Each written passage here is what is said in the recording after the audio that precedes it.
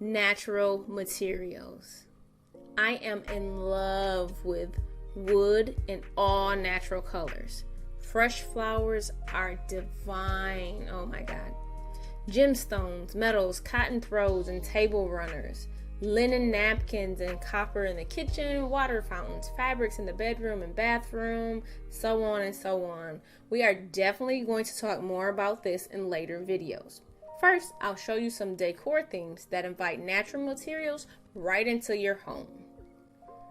We have the farmhouse, my absolute and personal favorite. Farmhouse themed living spaces. Let me tell you, they've got that special something that just makes you feel all warm and fuzzy inside. It's just like stepping into a cozy countryside retreat. Even if you're smack dab in the middle of the city, that is just the beauty of it. First off, there's the charm factor.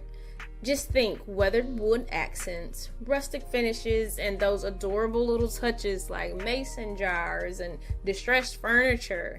It's all about embracing that down home, lived in vibe that feels super, super inviting. And let's not forget about the versatility.